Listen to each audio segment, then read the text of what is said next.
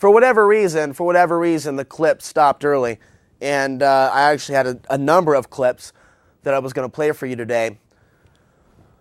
But I tend to get a little bit annoyed when people ask me, Alex, aren't you concerned about the CIA watching you? Aren't you concerned about this? It's funny because I'm more concerned with, trying to find happiness in this city of Portland, Oregon that appears to be very, very asleep and almost drugged, in my opinion. The sadness on people's faces, seeing more security officers getting... I actually got a ticket for not wearing my seatbelt the other day. It's very long. They print them out now. Yeah, they're all over the place trying to give us tickets. There's a lot of sadness in the city. There's a lot of potential that isn't being utilized. That's what bothers me. Okay, I already rolled the die and took the risk in this game of life when I told myself I wasn't going to be afraid. When I talked about 9/11, there being more to look at in terms of that. Why we live in a police state? What's going on with the genetically modified food? Why are we arming the Chinese with all these weapons and B-2 stealth bomber blueprints that could be used against us later on in the future? Why are all these things taking place? Why do they all seem to be in bed together, only in the illusion of superpowers, but in reality it's just the same old story? Like, how much do you really know about your own history, about Chinese history, about Russian history, about, it goes on and on and on. We weren't really given a full education when we came through the governmental public educational school system. We haven't. We've been given a lot of distortions, and there's a lot of lies that are almost beamly directed into our subconscious.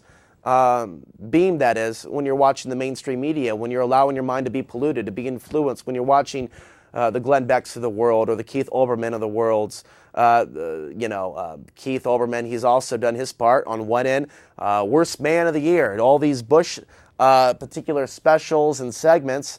Very much of them very, very true. Then all of a sudden a new president steps into office, and the worst person of the year is just another random person that questions the Obama administration, constantly trying to paint this fallacy, this illusion, a very old divisive tactic that if you criticize the president, you're with Al-Qaeda, you're with the racists, you're with the KKK, you're with the bad guys, you're with the demons, you're with the Nazis, you're with...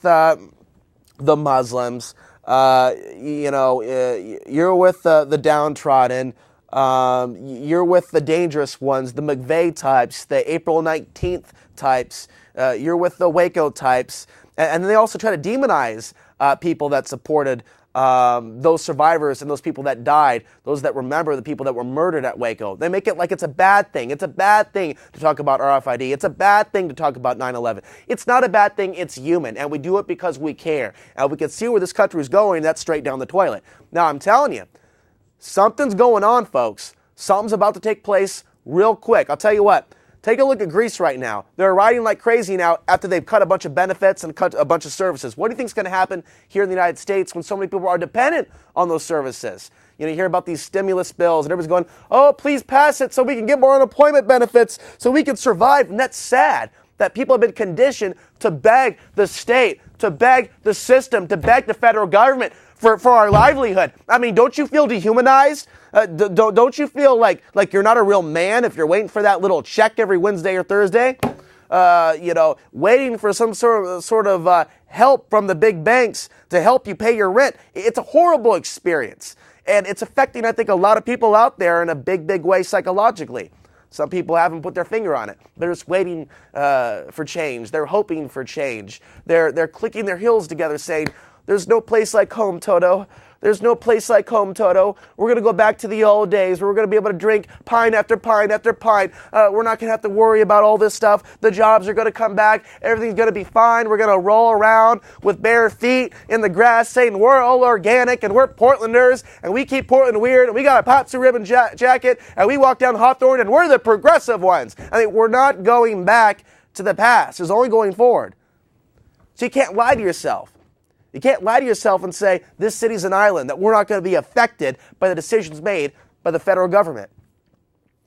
There's a lot of people upset with Mayor Sam Adams right now. A lot of people are upset with him about not taking action quickly enough, and I'm not even so sure action is being taken, but I know there's a federal investigation on the officer shooting of Aaron Campbell.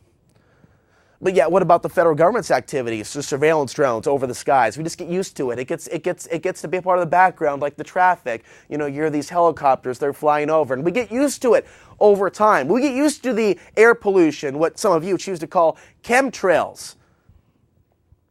By the way, how are your sinuses lately? How's your mood? How's your sleep? How are your allergies? Last report I got is people feel like crap. Whether it be in the air, in the water, or the stress going on, I'll tell you what, my brothers and sisters, this world has got to change. Let's go back over here now for a minute. Let's ground this. Are we as loving? Are you as loving as you potentially can be? Go back on camera 2. Bring it back to camera 2, Bill. Okay. Are you as loving as you can be? Caring as you can be for your fellow human, your fellow brother and sister? I mean, actually answer these questions, because you can be concerned all you want about these things, but if you're only concerned about yourself and your own little game, how are we going to get out of this mess, this box that we're in, this cage that we're in, this prison that we're in, this asylum that we're in, this institution that we're in?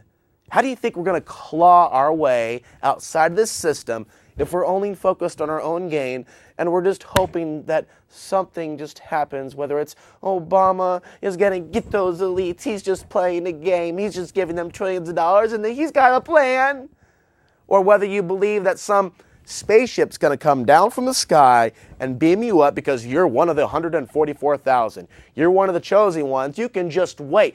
I know there's a lot of people out there watch the show that believe that too. I can't pick sides.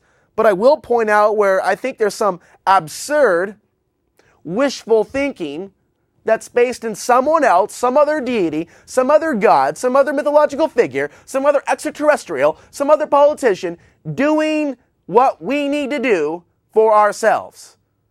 If we're not willing to accept a little bit of responsibility here for what took place, growing our own food, developing some sort of a local currency, developing some way to keep our neighborhood safe, unless you're willing to get on board that, you're just going to be another person on the wayside. Another person on the bench watching things going down, unfold. 503-288-4442 is the number, or 503-288-4448. Like I said, normally this is kind of an experiment to see how many phone calls we generate during the middle of the day, but normally we are on the air Thursdays on Comcast Channel 11. But since PCM started experiencing major technical difficulties, they've had to lay off staff and cut days. The studio is open to the public.